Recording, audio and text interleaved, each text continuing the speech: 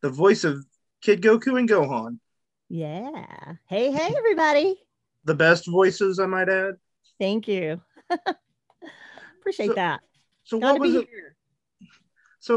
My first question is, who did you like voicing more, Gohan or Goku?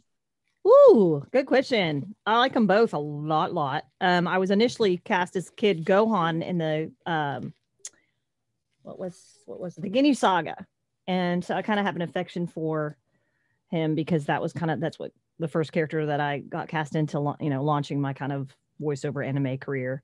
But over all these years, looking back, I definitely enjoyed voicing Kid Goku better, because he was just more comedic, especially in the Dragon Ball series. And I'm a very silly person that likes to laugh and make other people laugh and entertain people. So I think overall it was definitely, I mean, well, Super Saiyan Gohan in the Cell Saga was pretty cool too. Some really crazy screams and some of the toughest work vocally I've ever done. But Goku, I think Kid Goku, he's just funny. He's innocent and slapstick, and I just enjoyed it. I enjoyed that a lot. Was there any particular lines you liked out of Goku the most? Oh yeah. The funny innocent lines when Master Roshi would come out of the bathroom. You are stinky. Just funny stuff like that. And here comes the waterfall. Time to go to the bathroom. Yeah, just fun stuff like that. And he just was fearless, and he had some great lines. He was funny. He didn't know the difference between a boy and girl, and a lot of comedic timing there. And so, yeah. Wasn't there somebody who played Kid Goku a little bit before you? I can't remember her name, Cillian or Uh huh. something. I can't. Silly Delgado, I think. That's it. I can't Right. I remember met her early on, way back in '99 at a cast party. Supposed what to. happened to her. Did she just leave, or I think she was also cast as Dende. She voiced Dende when I came around, when I was voicing Kid Gohan in the Dragon Ball Z series. And then I didn't really see much of her after about a year or so. I don't know if she moved away or just changed careers. I'm not sure. I just remember I had the movie Mystical Adventure, and I remember it was her voice that came out. Yeah. I think you had a line in there in the movie. So did Linda. Oh, cool. Some cool trivia. Little fun fact there. I never heard her rendition of Kid Goku. It's on the Really Mystical cute. Adventure tapes. Yeah. And maybe I the Blood Rubies. no Not that one. that one is Colleen, I believe. Oh, they must have went Um, back and redid that one because I know Mike McFarlane was a part of that as well. this one was Mystical Adventure, and Oh, it that's it. Yeah, it I remember was seeing the VHS covers when I would come to work. yeah, Kent Williams, and then Oh yeah, Kent, he's great. He's funny. oh yeah, a lot of the guys there, they're pretty funny. I had a good time with him when he came on the show. Oh, that's awesome. I need to get back in touch with him. Yeah, he's great. Anyway, is there any Gohan lines that you like the most? Oh, Gohan. His lines when he's protecting his friends, and when he starts to kind of finally come out of his shell and develop some self confidence. I mean, I liked voicing him as a child when he was, stranded in the woods and Piccolo put him away in the forest, and um, I got to where I was, a lot of the lines, at least during the Ginyu Saga and some of that, Gohan was kind of more a background. He was kind of in the background, kind of watching a lot. So there was all these like reactions he had to do, like, whoa, but dad. So he didn't really say a whole lot of dialogue in some episodes, but when he kind of comes out of his shell and starts training, like right before the Cell Saga, and then all throughout the Cell Saga, I really enjoyed. I enjoyed being like a really tough, like manly, uh, fight the good fight kind of hero. That was really something else. I wasn't sure that's where we were headed with that character. I had no idea what was coming. And so, yeah, I really enjoyed channeling the manliest, badass, I guess. Excuse my French there. But yeah, it was fun to kind of get into a tough role and try to sound like a man, like a really strong uh superhero. That was fun. Well, if it makes you feel better, the role that you did with Gohan was when I did my Dream Team voice casting for the video game series Chrono Trigger. It made me want to cast you in that as Janice. Oh, wow, that's pretty cool. But Yeah. that, like I said, that's just a dream thing. Yeah. I mean, Yeah. I've got like 3 videos on that out somewhere, and people are responding like, "Hey, those you should be a director." Yeah. Well, maybe you should. Thinking about Yeah. You're still young. You could do it. it. Anyway, is there any other characters that throughout Dragon Ball Z you liked playing? I know you played East Kai. I loved that role. That was too crazy fun. They had at the time I was in for recording just Gohan lines, and the director at the time was like, we've already kind of decided who we think is going to play this role, but while you're here, why don't you throw a voice at us? And they showed me a picture of East Kai, and so I just came up with this crazy, outlandish, over the top. Um, it's just a very melodramatic, crazy woman voice, and they loved it. So they changed their mind and cast me as East Kai, and it was just like, oh my, oh my, I'm just, oh, do you know how embarrassed I am?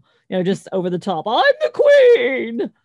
So yeah, I really enjoyed that. It wasn't she wasn't in very many episodes, but it sure was fun while it lasted.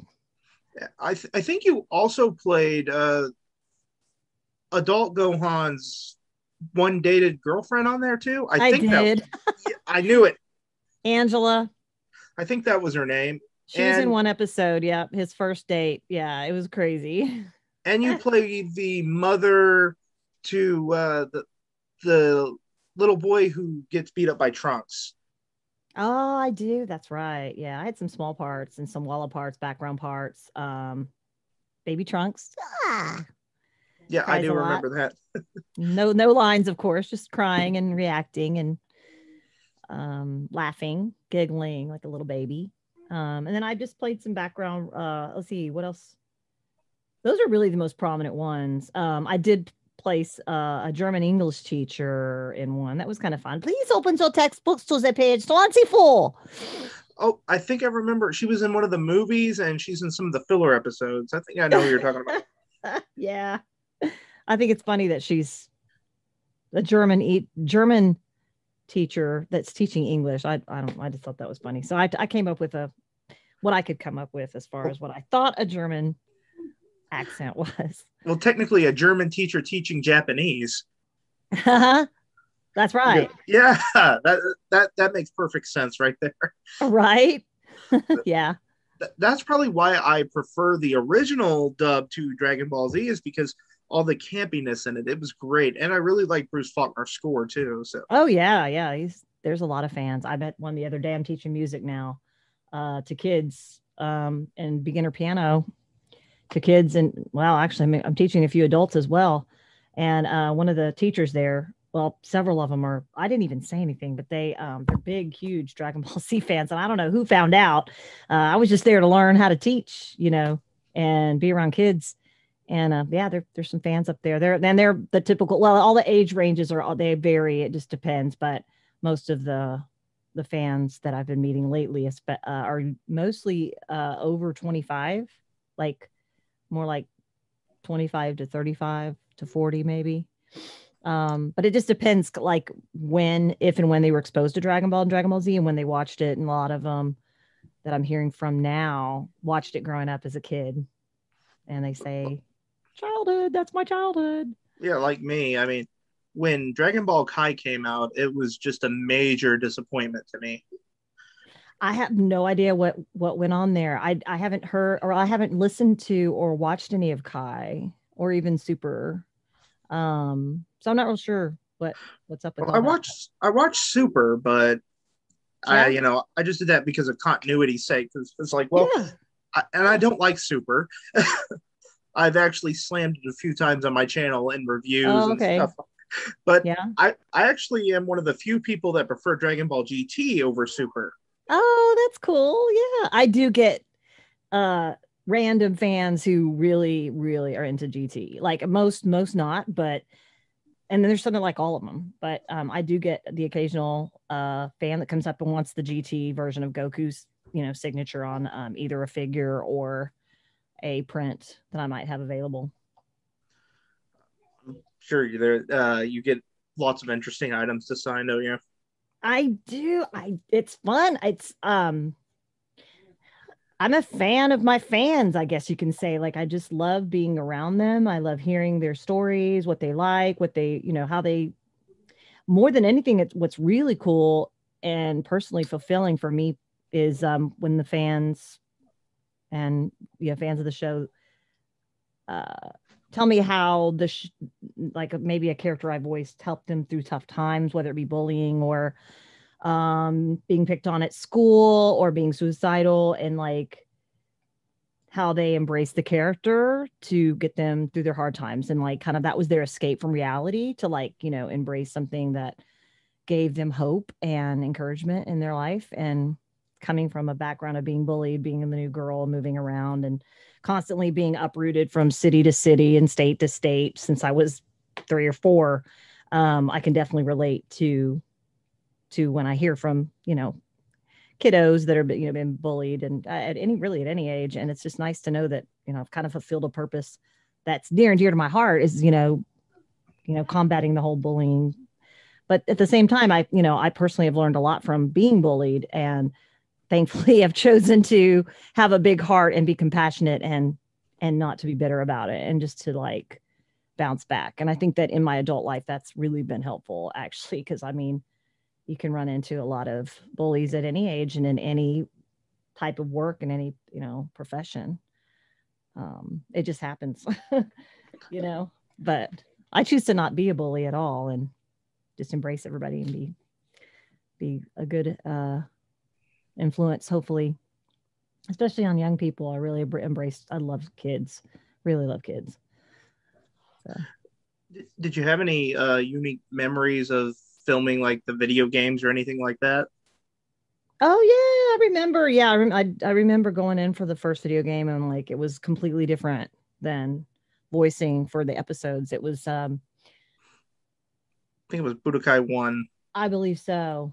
I know there was one for Atari, and it was really cool. We went to a really big studio. This is before Okratron and before some of the other studios were built and up and going, and it was really exciting. And thankfully, I'd already been voicing the characters for a while, so when it came time to just get those, a lot of them were staccato, like fighting, fighting motions, and then there was no voicing to picture because the game was in the process of being developed. So it was a challenge, but a lot of fun, just a whole different experience. And I went in there just excited to have another opportunity to share my voice and voice the characters. Were you in any other series like Yu Yu Hakusho or anything like that?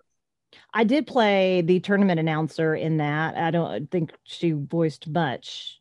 Really, it wasn't a very large role. But really, what was really cool about being a part of that show was I'm a singer, and I started out singing long before I ever voiced characters or did any character mimicking or voices. And I was asked to sing several of the themes, but the first one I remember recording was Sayonara Bye Bye, and it's one of the themes from in Yu Yu Hakusho. I think And it's the second closing one. yeah, it's a closing theme, and so that was really fun. And then fortunately was able to work with Carl Finch of Brave Combo, which he's got a band that's been around for, oh my gosh, 40 plus years, Grammy Award winning polka band. And Funimation hired him to be involved in the music and go in and record the tracks with his musicians and things like that. And I actually had a hand in helping not translate. We had the translation from the Japanese lyrics, and then we put them down and formed the lyrics and made them into English, and made them lyrics that would match and rhyme and things like that. And I had a hand in some of that. It was really fun because I was actually behind the scenes in the production seat. And I actually even got to direct a couple of singers. One was Tiffany Volmer. I don't know if they use. I don't think they use the theme after all, but boy, was that fun! Really, getting behind the microphone as far as the directing microphone and really eking out like the best of the people that would come in, and it was just really a totally new experience. I'd like to do more of that.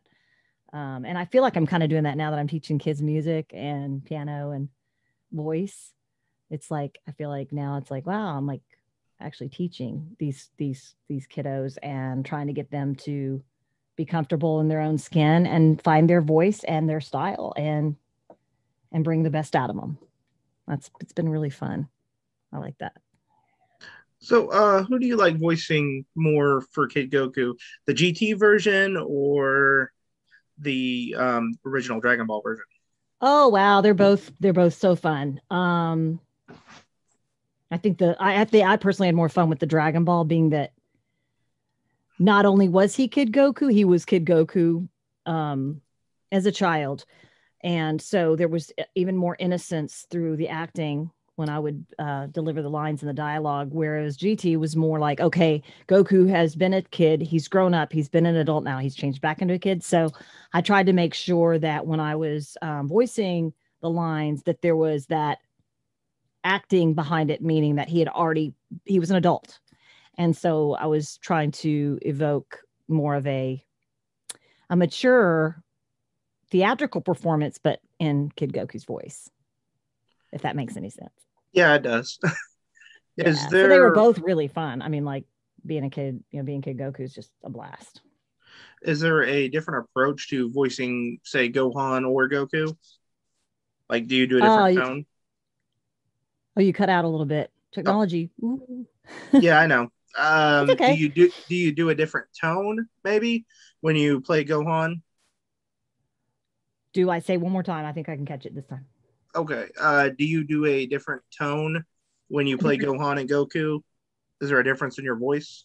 a different tone. Yeah, do you approach them differently? Is what I mean. Mm-hmm. Uh, Yes. Um, Gohan. You know, I mean, he's Goku's kid, and he's a completely different character. And he's not so confident and fearless as a kid. He wasn't raised as a super little kid in the woods. He had a different upbringing, and he held back for a long time. He didn't know kind of how or where he was gonna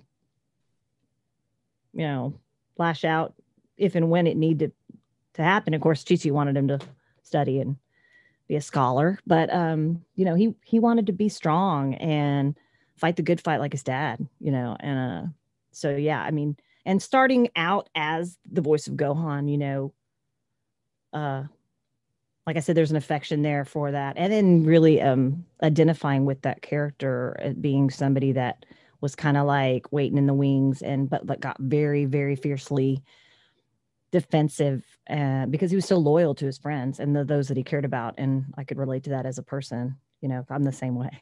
I'm fiercely loyal, like to a fault. It sets me up for a lot of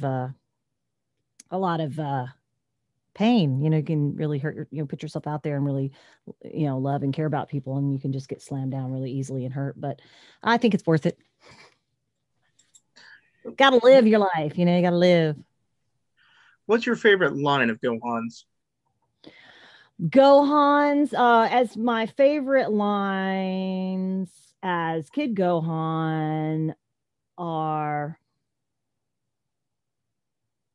well, not just the comedic stuff, which there is some, but when he stands up for his friends and puts his foot down and he's like, I'm not gonna let you get away with that. And then of course when he's Super Saiyan Gohan fighting Cell, the well, there's one or two that are really, I guess they're considered iconic by at least some of the fans that come to the conventions and comic book stores where I'm doing my signings, and I get a lot of fans asking me to put a quote on, say, a pop toy or on their drawing or a poster or a print. And a lot of the fans like this, you've forgotten one thing, I'm my father's son. And that's just a cool line. It's like, well, yeah, but then he screams it and it's like this turning point. And so that's one of my favorite ones as Super Saiyan Gohan. And the fight that when he's like saying, we don't have to do this. It's meaning, this fight is meaningless, but he's pushed to the hilt and he's like, I don't want to hurt you, but I'm going to have to destroy you, So, yeah. I think my favorite moment with Gohan is right after 16's head is destroyed. Oh, yeah. And then finally he gets all that inner dialogue. A lot of people say they don't like that because it's not in the Japanese script. And I'm like, well, this is different. This is us dumb American kids that like it. Yeah. And he says all that, because a lot of us, we're used to having everything going on and on. But I like that his final line where he says, I can't watch this anymore. And then he just screams that blood curdling scream, which I imagine probably cracked your voice in half. Yeah, for sure. Yeah, no, I was able to pull him off. A lot of the, fortunately, back in the day when we were recording all of that, the directors were able to, for the most part, save the tough scenes and the screams for the end of the session. So if we did blow our voice out, it was okay because that was the end of the session, and you just go home and sleep and drink a lot of water and come back the next day or the next time they need you to record.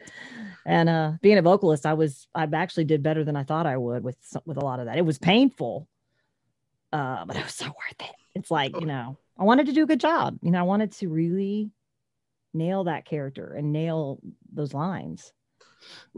I think that the character voices that I feel the most sorry for that have to do a lot of screaming is Broly's voice, because good Lord.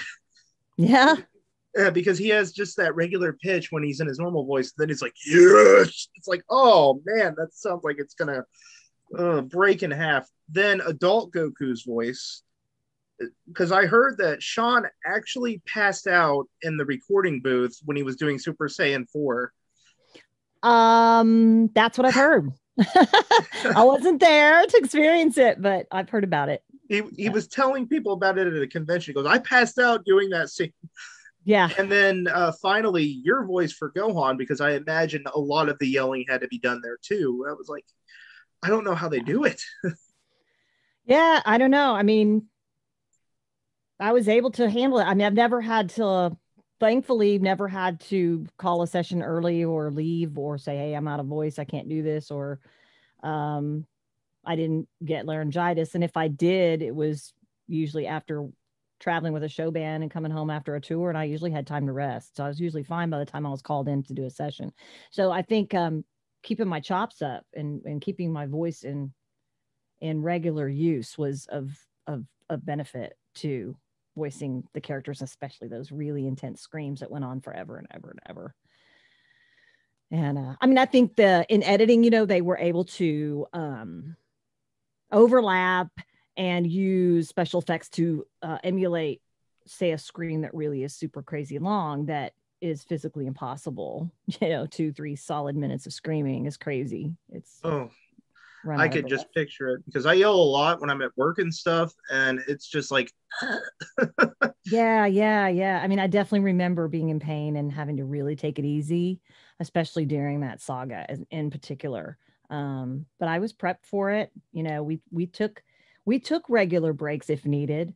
A lot of times I wouldn't realize how it was affecting me physically until the session was over, when I was screaming and voicing, all day long for 2 or 3 days in a row.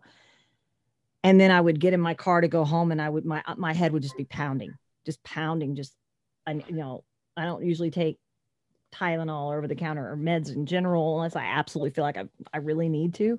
But there were some times when I'm like, I think I need an aspirin, or I think I need an Advil. This was a rough one, because you're like doing that for so long, and and it's intense. And like me personally, when I'm voicing a character and I'm watching and I'm doing the, matching the mouth flaps, I get into the character physically, like not just mentally. I mean, I'm like, I'm not just reading a line and screaming. I'm really like, my body is into it, and I've tensed my muscles. And sometimes I'll even find myself emulating what the character's doing on the screen. And, whether it be this or, I can't just stand there and do some of that stuff and not move. That's why sometimes if I get too crazy, it's like, oh, well, there's some booth noise or a smack into the microphone. Let's just do that one again.